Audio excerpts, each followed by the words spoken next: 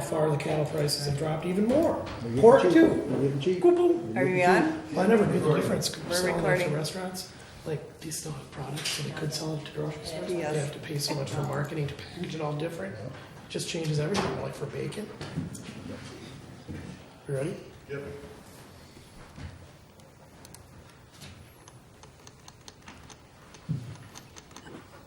Call this meeting to order. We'll start with the Pledge of Allegiance, please. I pledge allegiance to the flag of the United States of America and to the republic for which it stands, one nation, under God, indivisible, with liberty and justice for all. Call to order roll call, starting on my right. Councilperson Josh Arn. Councilperson Brent Byer. Mayor Jimmy John King. Councilperson Craig Anderson. Councilperson Jeremiah Oljan. Looking for approval of tonight's agenda. Anything from staff? Anybody have anything up here? Nope. I'll make a motion to approve. Do we have a second? Second. All in favor, say aye. Aye. Aye. Opposed? That carries. Approval of council meeting minutes of the regular meeting of March 25th, 2020. Move to approve. We have a motion to approve. Do we have a second? Second. We have a second. Any question or discussion? Hearing none, all in favor say aye. Aye. Aye. Opposed? That carries. That'll take us to the minutes of special meeting of March 25th, 2020.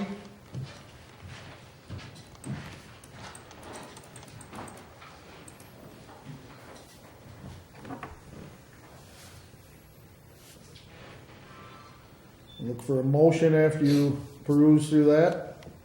I'll make a motion to approve. Second. We have a motion and a second. All in favor say aye. Aye. Aye. Opposed? That carries. Finance and budget. Accounts payable listing is there with the additional listing along with it. If we have any questions, direct them to Finance Director Carla.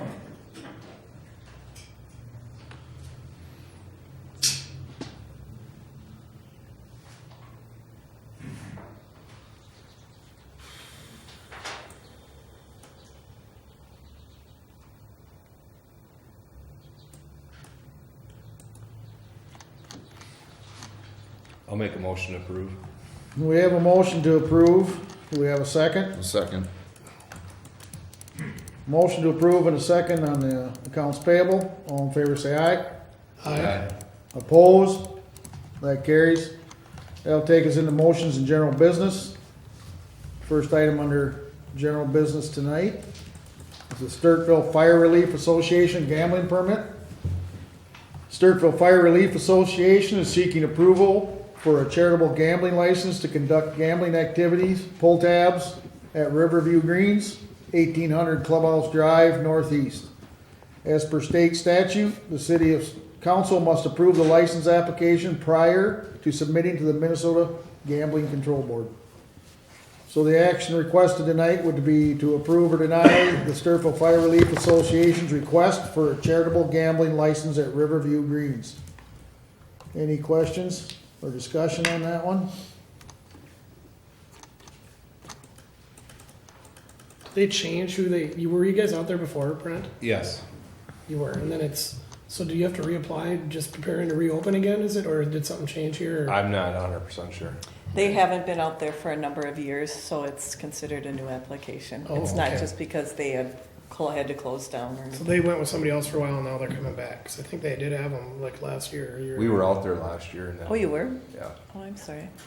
All right, well, I'll make a motion to approve it. We have a motion to approve. Do we have a second? Second. We have a second. All in favor say aye. Aye. Aye. Opposed? That carries. Next item is a liquor license transfer. Travel Lanes is requesting to utilize Minnesota State Statute 340A.404 sub.4 to sell intoxicating liquor at the Civic Center on June 6, 2020. Special provision, this is the statute. Do we need to read through the statute? All right. The statute's all here if anybody wants it, but staff will make sure that all proper insurance and everything else is in place.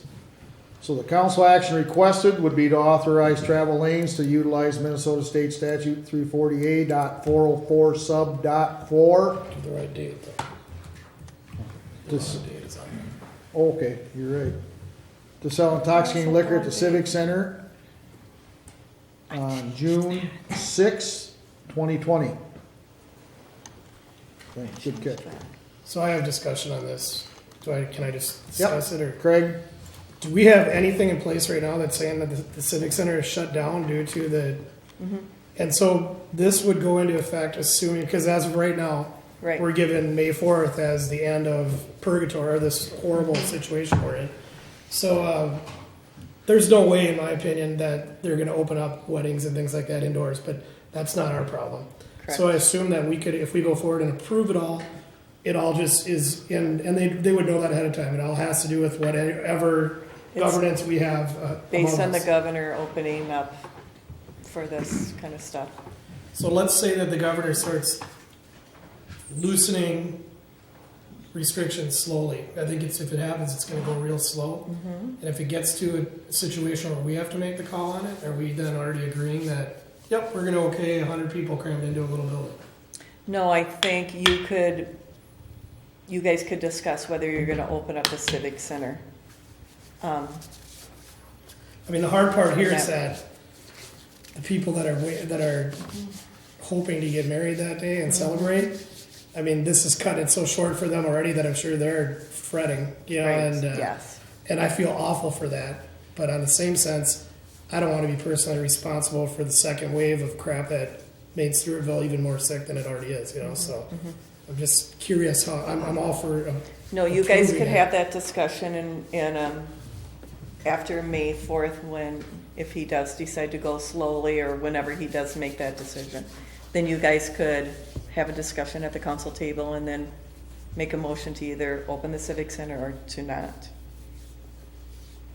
But they understand that. Right now, they know that it's May 4th, but we could explain to them. And I'd like to just reach out somehow, and I want their wedding to work, but I don't want people just holding on, and then we all of a sudden 3 weeks before they hear something they don't expect. So I don't know where we're at. Any other questions, discussion? Hearing none, we need a motion one way or the other. I'll move to approve. We have a motion to approve. Do we have a second? Second. We have a second. All in favor, say aye. Aye. Opposed? That carries. That's all the business under motions and general business. That'll take us to mayor, staff, and consultants report. Mayor's report tonight. The city of Stewartville would like to send their sympathies to the families of Hunter Raleigh, Betty Hansen, Mark Bushman, James Olson, Kenneth Fine, Donna Kramer, Margaret Dankers, Dean Andreessen, Cheryl Sykes, Carol Ackman, and Warren Pepper.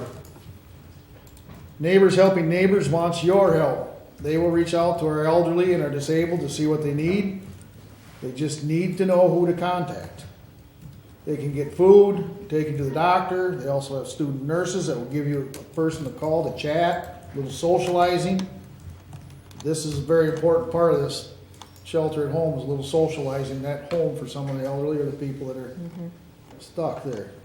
Give us a call at City Hall. We will pass the information on to Kathy at Neighbors Helping Neighbors. We'd like to also send a big thank you out to the coffee club at Jimmy's Dressings for donating all the hand sanitizer to our community that they did. They put a lot together, 150 gallons or something they put together and donated around the community. And I'd also like to just thank our community again at this meeting for doing our part in this pandemic to make everybody a little safer, doing your shelter at home, spending your money with our community if you can.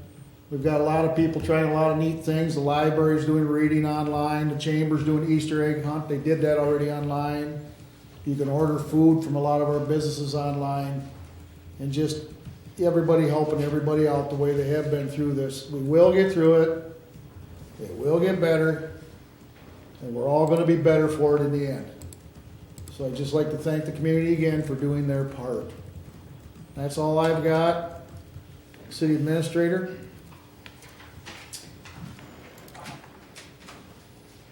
The report's in your packet, but I do got a couple comments on just some things that pertain to it, or just some questions we've been starting to get. First and foremost, we did discuss it at the special meeting. We did get favorable bids on the infrastructure portion of the Flats 55 water and sewer and street extension. And they came under our estimate, and of course we'll bring that back to you. Right now it's scheduled at your next meeting after the engineers review the bids, and then after we get that signed development agreement, because that gives us more assurance that, all right, the project appears to be moving forward, and then you have the property that you can truly assess it to. So that should be good.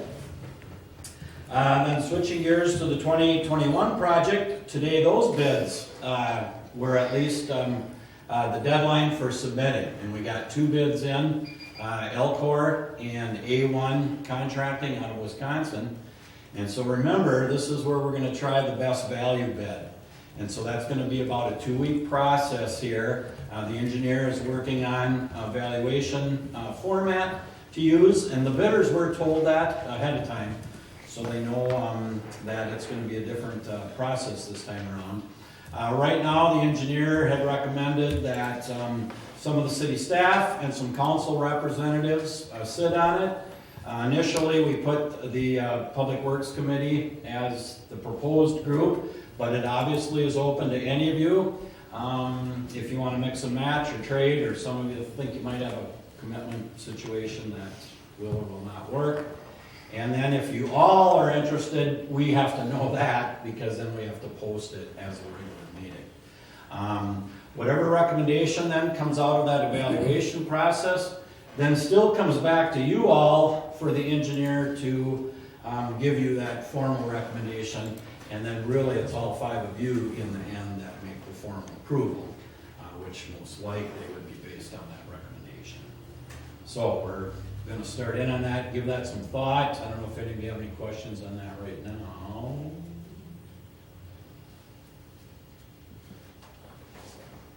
You got any questions? And so then if any of you do, let us know, so that the first initial meeting we have where Jenna will take us through how that works, then let us know at least 3 days ahead of that. So try to let us know in the next couple of days if anybody else wants to be a part of that, at least in that initial review. Then really only one addition under there is, if any of you are familiar with heading down Lakeshore Drive, the one home on the corner of 3rd and Lakeshore has a huge 2-sided retaining wall. And at first the thought was we could get all our work done around it, but it's going to probably cause quite a bit of work from the contractor to try to stabilize that. So the property owner has asked us or told us they'll be willing to work with us. So the engineer and our staff are looking at trying to incorporate some of that work into the project, and then it would be prorated accordingly. There'd be a benefit side to the property owner that they'd have to take on along with their assessment, and then there'd be some that if the city deemed part of that was necessary for our project, we would take on.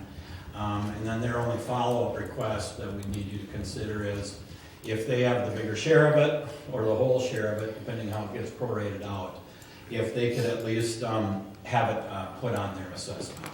And that does seem fair, because our side of it is, there is going to for surely be a retaining wall on the other side, that last home, residential property going into the park. This way we can get that to match, since we're now getting Lakeshore shaped up pretty nice to be a real showcase area. So it was a reasonable request. We feel we'll give you more information on that down the road, but that's where that project lies.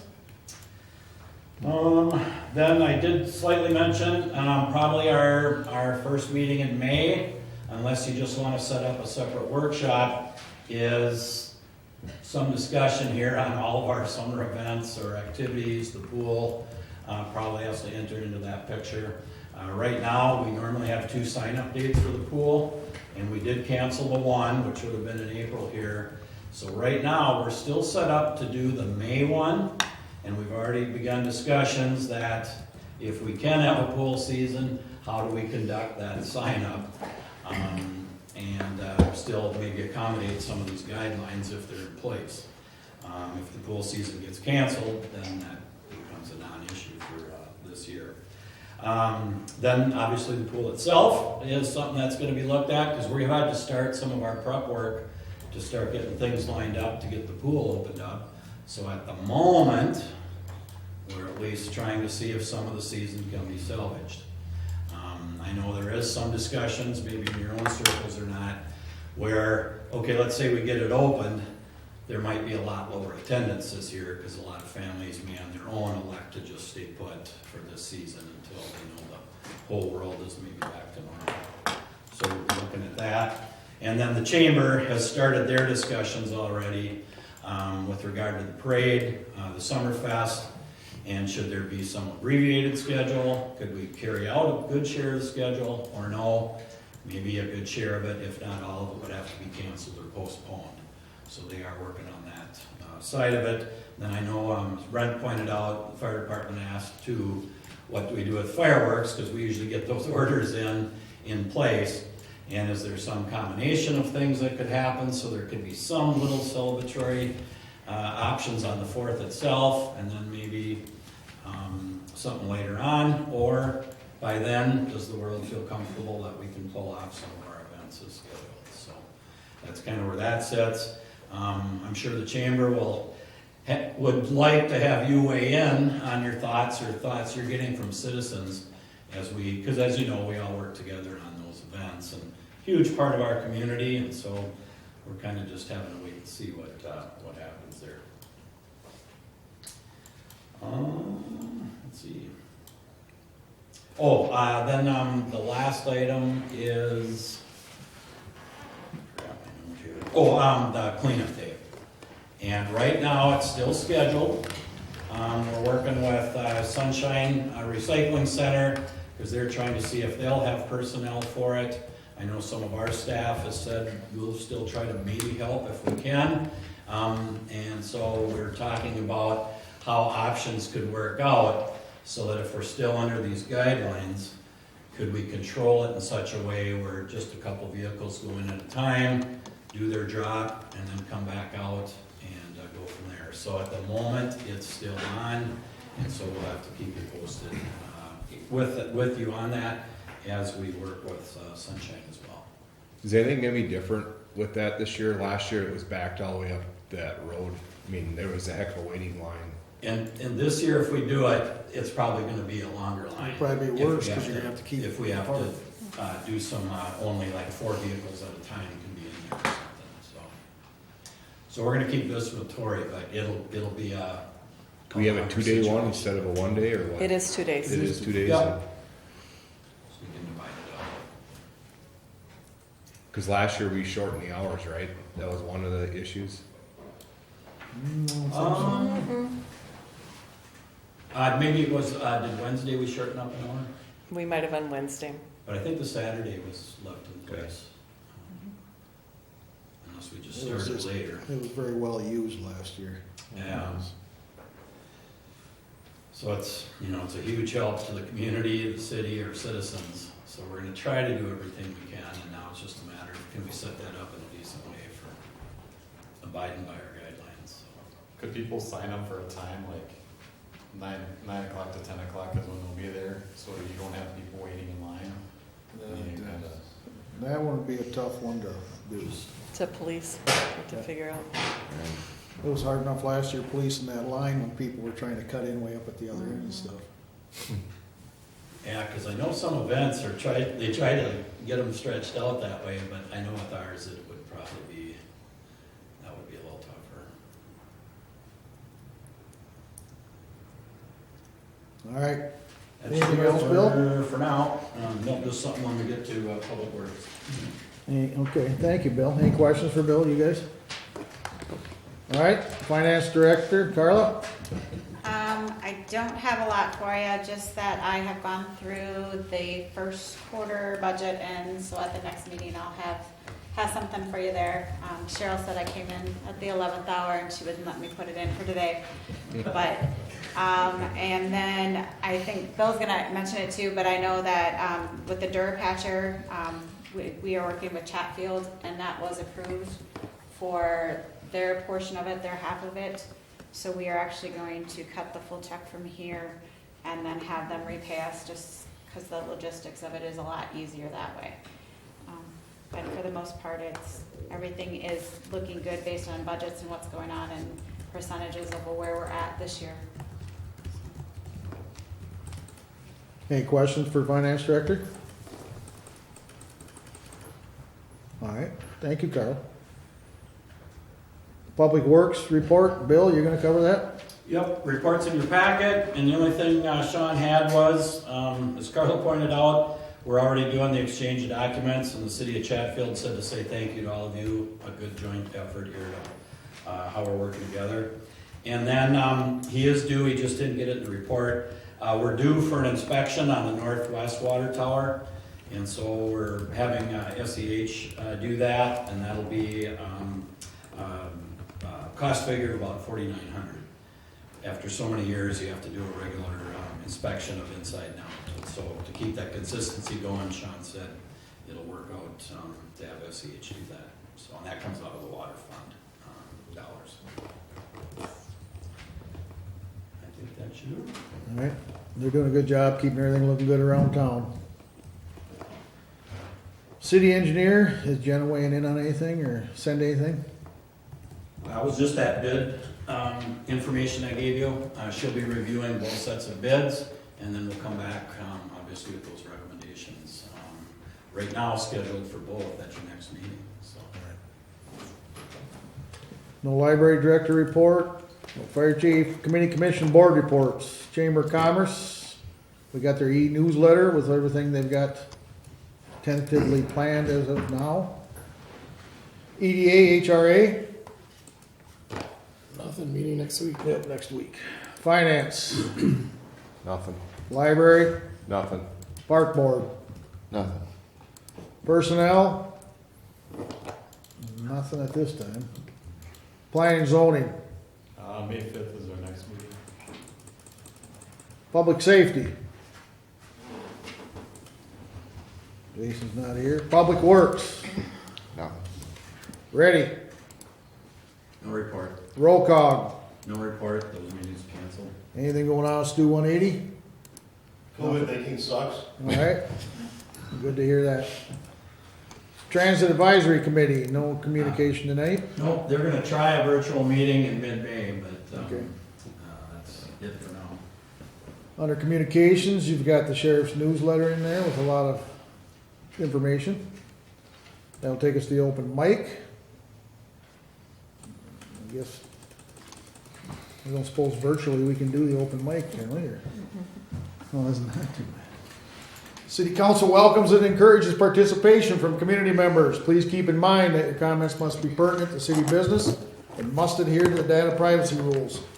No employee's name may be used. Please do not expect action from the council this evening regarding your concerns. We also request that your comments be limited to 4 minutes. Speakers be recognized only once. At this time, we will ask that anyone who would like to address the city council to please step up to the podium and state your name and address. And because of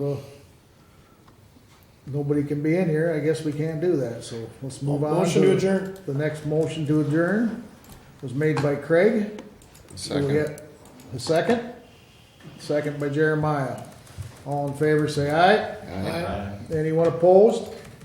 That carries. We are adjourned.